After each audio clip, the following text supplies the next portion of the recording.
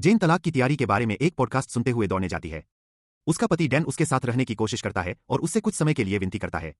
उनकी शादी को इतना समय हो गया है कि उनके बीच शिकायतें बढ़ती जा रही हैं। वह तालाब के चारों ओर रास्ते पर दौड़ती है और डैन अंततः उसे रोकने में कामयाब हो जाता है। जेन उसके रूप रंग के बारे में शिकायत करती है, लेकिन वह आश्चर्यचकित हो जाता है। वह भी बदल गई है। इसके बाद वह तालाब की सुंदरता की ओर इशारा करते हुए सुझाव देते हैं कि वे साथ में फोटो लें। जेन सहमत हो जाती है और मोहरे के बगल में उसके साथ खड़ी हो जाती है। फोटो लेने के बाद जेन दौड़ना शुरू करने के लिए तैयार हो जाती है। उसे समझ नहीं आता कि डैन क्यों आया है। पिछली शाम वह एक पार्टी में नशे में धुत हो गया था, जिससे उसकी पदोन्नति का जश्न बर्बाद हो गया। उसके सहकर्मी उसके व्यवहार से हैरान थे, खासकर तब जब वह बुजुर्ग अकाउंटेंट पर भी डोरे डालने में कामयाब हो गया। यह याद करते हुए जेन फिर से दौड़ना शुरू कर देती है। डैन पीछे रह जाता है। जल्द ही वह अपनी लय खो देता है और उसकी चाल धीमी हो जाती है। जैसे ही जेन जंगल के रास्ते पर आगे बढ़ती है, वह रास्ते के किनारे अपने पीछे एक नकाबपोश आदमी को खड़ा देखती है। वह उस पर ज्यादा ध्यान नहीं देती और भाग जाती है। इस बीच डैन को अपने सिर में तेज ऐंठन महसूस होती है। जेन भी तेज आवाज सुनती है और वहीं रुक जाती है। कुछ क्षण बाद सब कुछ सामान्य हो जाता है। डैन चलता रहता है और जेन दौड़ना शुरू कर देती है। अंततः वे दौड़ के आरंभिक बिंदु पर पहुंच जाते हैं। लेकिन डैन वहां नहीं है। वह रुकती है और चारों ओर देखती है। इस बीच डैन झाड़ियों के बीच से लड़खड़ाते हुए धीमी गति से भाग रहा है, तभी कोई चीज उससे टकराती है। वह शिकायत करता है, लेकिन जब पीछे मुड़कर देखता है तो उसे कोई नहीं मिलता। आश्चर्यचकित होकर वह उस क्षेत्र का निरीक्षण करता है। जेन को अजीब आवाजें भी सुनाई देती हैं। डैन को अंततः सड़क के किनारे एक बैरल मिल जाता है। अंदर का पानी स्थिर है और मलबे से भरा हुआ है। सतह पर एक हेडफोन तैर रहा है। जेन जैसे हेडफोन। उसी समय जेन प्रकट होती है और जोर देकर कहती है कि उसके पास उसे दिखाने के लिए कुछ विशेष चीज है। डैन उसके पीछे दौड़ता है, लेकिन जल्द ही उसकी सांस फूल जाती है। वह उससे विनती करता है कि वह रुककर उसकी माफी सुने। वह मानता है कि वह सही है। अपने विवाह में वे कई रास्ते अपना सकते हैं, लेकिन जेन उस चिन्ह की ओर इशारा करती है जो उनके प्रारंभिक बिंदु को दर्शाता है और बताती है कि वह रास्ता ही गायब है। डैन का कहना है कि दो संकेत हो सकते हैं, लेकिन जेन को दूसरा याद नहीं है। वह फिर से दौड़ना शुरू कर देती है और डैन लगातार कोशिश करता रहता है, उससे रुकने की विनती करता है क्योंकि उसके सिर में दर्द हो रहा है। वह बस गति बढ़ा देती है। अंततः वे पुनः सिग्नल पर रुकते हैं। डैन ने गणना की कि वे पहले ही रास्ते का 4 बार चक्कर लगा चुके हैं, लेकिन जेन ने जोर देकर कहा कि उन्होंने केवल एक चक्कर ही पूरा किया है। लेकिन रास्ता अभी भी बना हुआ है। डैन आसपास की झाड़ियों में खोज करता है, लेकिन कुछ भी नहीं बदल। उन्हें यह एहसास होने लगता है कि कुछ तो बहुत गलत है। जब वे तालाब के चारों ओर घूमते हैं तो ऐसा लगता है जैसे वे फिर से शुरुआत कर रहे हैं। डैन का प्रस्ताव है कि वे अलग हो जाएं और अलग अलग दिशाओं में जाएं। जेन सहमत है। अलग होने से पहले डैन अपनी पत्नी से माफी मांगता है।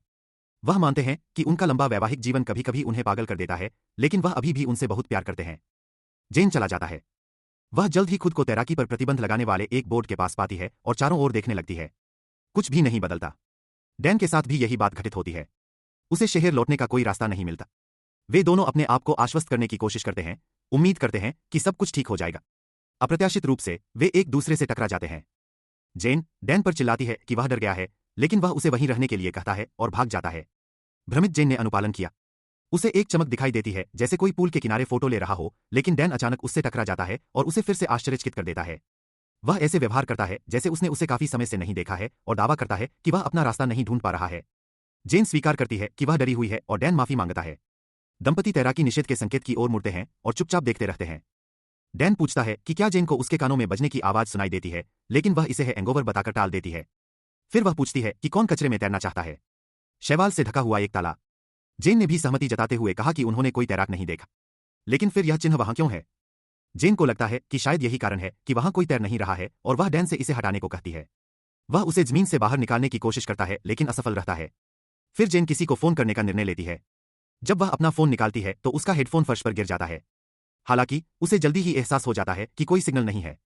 डैन भी उसका फोन चेक करता है और पुष्टि करता है कि नेटवर्क कवरेज नहीं है। वे स्वागत पाने की आशा में मार्ग का अनुसरण करते हैं, लेकिन यह व्यर्थ है। जल्द ही वे दोनों पुनः बदबूदार पानी के बैरल के पास से गुजरते हैं, लेकिन जेन जोर देती है कि वे आगे बढ़ते रहे। वे भागते ही चले जाते हैं, तभी अचानक उन्हें पीछे हुड वाली जैकेट पहने एक आदमी खड़ा दिखाई देता है। वे चौंककर विपरीत दिशा में मुड़ जाते हैं। एक बार फिर वे खुद को एक बोर्ड के सामने पाते हैं जिस पर लिखा है कि उन्हें तैरने की अनुमति नहीं है। इस बार जेन को फर्श पर हेडफोन की एक जोड़ी दिखाई देती है। वह उन्हें उठाती है और अपने हाथों में मौजूद 2 समान जोड़ियों को भ्रमित होकर देखती है। हताश होकर वह डैन पर आरोप लगाती है कि उसने पिछली रात उससे नाराज होने का बदला लेने के लिए कुछ बड़ा शरारत किया है। डैन पूछता है कि वह पेड़ों को कैसे इधर उधर कर सकता था, लेकिन जेन सुनने से इनकार कर देती है और मांग करती है कि वह उसके साथ छेड़छाड़ करना बंद करे। इसके बाद डैन ने सुझाव दिया कि वे सीधे जंगल को काट डालें। वे काफी देर तक भूमिगत चलते हैं जब तक कि जेन थक नहीं जाती। अब तक तो उन्हें कुछ न कुछ मिल ही गया होगा। यह कोई निर्जन जंगल नहीं है, लेकिन यहाँ कोई घर नहीं है, कोई लोग नहीं है, सभ्यता का कोई चिन्ह नहीं है। अंततः डैन ने विराम मांगा। उसी समय जेन को भी अपने कानों में बजने की आवाज सुनाई देने लगती है। डॉन हंसते हुए बताते हैं कि उन्हें तो हैंगओवर भी नहीं है। जेन ने सुझाव दिया कि वे पार्क के पास से जाने वाले राजमार्ग को याद करने का प्रयास करें, लेकिन उनमें से कोई भी यह निर्धारित नहीं कर पाता कि वह किस दिशा में है। डैन बातचीत शुरू करने की कोशिश करता है, लेकिन जेन इसे अनुचित बताकर खारिज कर देती है। उसका दिमाग खुद की गर्दन पर चाकू मारने के हिंसक विचारों से भरा हुआ है। वह उसे बेकार पाती है। वह खर्राटे लेती है, अपना ख्याल नहीं रखती और उसकी सांसों से दुर्गंध आती है। वह अब इसे सहन नहीं कर सकती।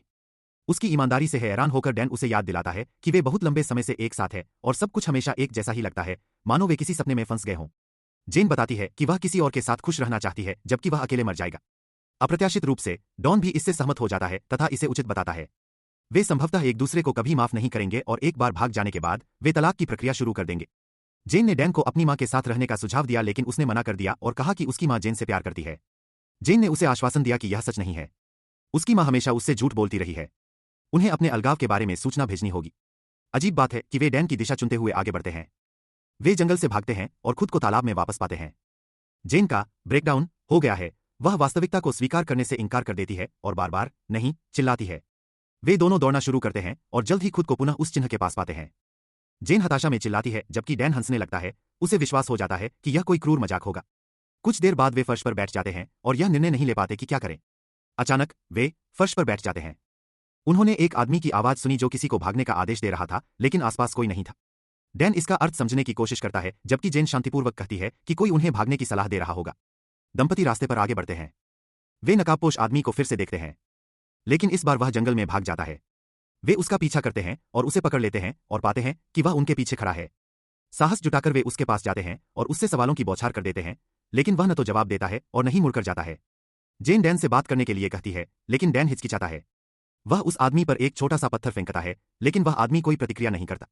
इसके बाद जेन उसके कंधे पर थपथपाती है और तुरंत डैन के पीछे से हट जाती है। अचानक एक और नकाबपोश आदमी उनके पास से भागता हुआ आता है और पहला आदमी अंततः मुड़कर उन्हें भागने के लिए चिल्लाता है। वे आश्चर्यचकित थे, वह आदमी बिल्कुल डैन जैसा दिखता था। अविश्वास में आंखें झपकाते हुए डैन जेन की ओर मुड़ता है और उसके पीछे एक और नकाबपोश आदमी को देखता है। इससे पहले कि वह कुछ प्रतिक्रिया कर पाता, वह व्यक्ति एक तीखी छड़ी से जेन पर बुरी तरह से प्रहार करता है। डरकर डैन जंगल में भाग जाता है। वह सड़क पर पीछे मुड़ता है और ऐसा लगता है जैसे वह किसी से टकरा गया हो तथा अपनी ही आवाज सुनता है तथा लगभग टकराने पर क्रोधित हो जाता है। डैन अपनी गति बढ़ा देता है, अपनी खून से लथपथ चीखती हुई पत्नी की घूरती निगाहों से परेशान होकर। अंततः डैन स्वयं को पुनः पूल में पाता है। वह भ्रमित है, यह समझ नहीं पा रहा है कि आगे क्या करे। तभी उसे जंगल से एक चीख सुनाई देती है जो उसे भागने के लिए प्रेरित करती है। उसी समय वह जेन से टकरा जाता है। वह उसे वहीं रुकने को कहता है और उसके चिल्लाने की आवाज को अनसुना करते हुए भाग जाता है।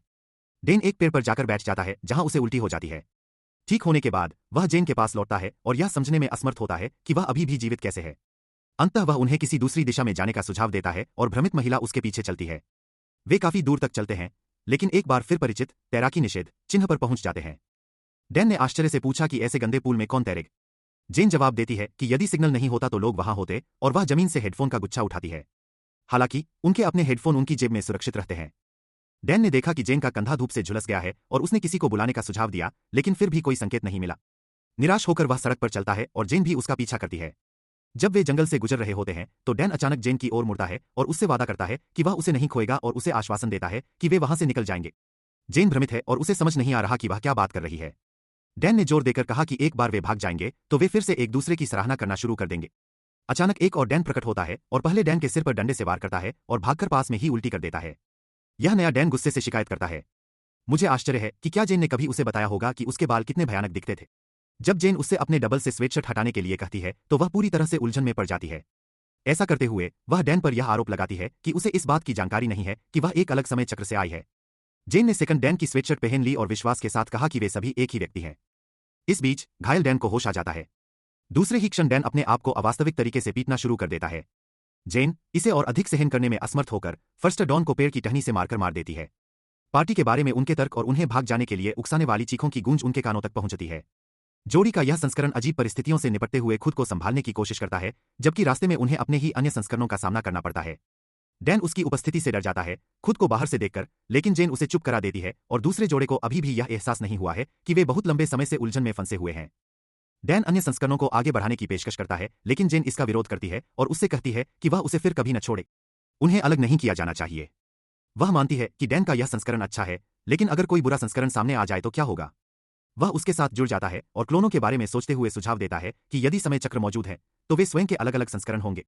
शायद कहीं वे खुश हैं, लेकिन जेन को यकीन है कि वे दोनों नरक में फंसे हुए हैं। नरक शब्द सुनकर डैन इस संभावना पर विचार करता है कि हो सकता है कि उन्हें वास्तव में किसी कार ने टक्कर मार दी हो या किसी भालू ने मार दिया हो। कम से कम इससे तो बात समझ में आ जाएगी, लेकिन जेन ने उसे यह कहकर रोक दिया कि वह बात करना बंद करे क्योंकि वह थक गई है। उनका अनुमान है कि हो सकता है कि एलियंस पास में ही दुर्घटनाग्रस्त हो गए हों और वे इतने दुर्भाग्यशाली रहे होंगे कि भूकंप के केंद्र में फंस गए, जैसा कि हमेशा होता है। तभी उन्हें एक और जोड़े, डैन और जेन, के बहस करने की आवाज सुनाई देती है। जेन ने टिप्पणी की कि वह अच्छी लगती है, जबकि डैन ने टिप्पणी की कि जब वे लड़ते हैं तो वे प्यारे लगते हैं।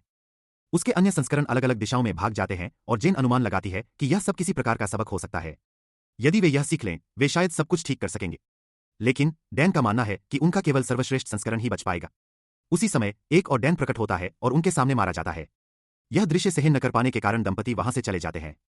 जेन डैन से कुछ खाना लाने को कहती है, लेकिन वह उसे याद दिलाता है कि उन्होंने एक भी जानवर नहीं देखा है। वे जंगल में अनंत काल तक भटकते रहते हैं, जब तक कि उन्हें कोई रास्ता नहीं मिल जाता। जेन को अचानक आश्चर्य हुआ कि वह यहां अकेली क्या कर रही है। डैन इसे तलाक पर पुनर्विचार करने का संकेत मानते हैं। जेन उसे याद दिलाती है कि वह उसे एक बार पहले ही मार चुकी है, इसलिए उसे चुप हो जाना चाहिए। तभी जंगल से एक और चीख आती है और वे भाग जाते हैं। वे चलते रहते हैं। अचानक जेन का ब्रेकडाउन हो गया, यहां मरने के विचार से ही डर लगता है। डैन उसे सांत्वना देने की कोशिश करता है, हालांकि वह हताश होकर उसका अपमान करती रहती है। वह अब अपना दिमाग खो रही है, अच्छे और बुरे में अंतर करने में असमर्थ है। उसे शांत करने के प्रयास में डैन उसे चूमता है और उन दोनों को एहसास होता है कि सब कुछ होने के बावजूद वे अभी भी एक दूसरे से प्यार करते हैं। डैन अपनी सभी गलतियों के लिए माफी मांगता है और जेन भी वैसा ही करती है। तभी जेन को जंगल में एक अस्थायी तंबू दिखाई देता है।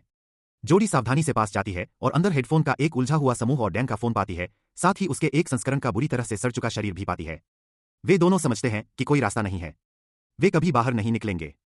इस भयानक सच्चाई का सामना करते हुए वे एक दूसरे के प्रति अपने प्यार का इजहार करते हैं। उसी समय एक नकाबपोश व्यक्ति जंगल से निकलता है और डैन के इस संस्करण को तुरंत मार देता है। जेन भागने की कोशिश करती है, लेकिन अचानक उसकी नजर अपनी एक हमशक्ल के अवशेषों पर पड़ती है। वह झील की ओर दौड़ती है और रास्ते में अपने और डैन के हमशक्लों से मिलती है। वह पानी में तैरती हुई पूल के दूसरी ओर पहुंच जाती है। किनारे पर पहुंचकर वह एक बड़ी चट्टान पर आराम करती है, लेकिन तभी उसे झाड़ियों में एक चांदी का गोला दिखाई देता है। अपने प्रतिबिंब को देखते समय वह गंदे हुडी पहने हुए अपने ही दूसरे संस्करण द्वारा मारी जाती है। बाद में हुडी पहने जेन अपने पुरस्कार, अपने नवीनतम डबल, को वापस अपने शिविर में ले जाती है, जहां डैन का एक और संस्करण उनके डुप्लीकेट में से एक का कच्चा मांस खा रहा है। यह स्पष्ट है कि इस जोड़े के एक संस्करण को एहसास हुआ कि उन्हें भोजन की आवश्यकता है और इस शाश्वत नरक में जीवित रहने के लिए उन्होंने नरभक्षण का सहारा लिया। यह कहानी स्पष्ट रूप से विवाह का एक रूपक है। दो लोग एक दूसरे को बदलने की कोशिश और असफलता के अंधीन चक्र में फंसे हुए हैं। वर्षों की कड़वाहट और हताशा को बाहर निकालना, केवल कठिन परिस्थितियों का सामना करने पर ही वे एक दूसरे पर भरोसा करना और अपने साथी की कमजोरियों को स्वीकार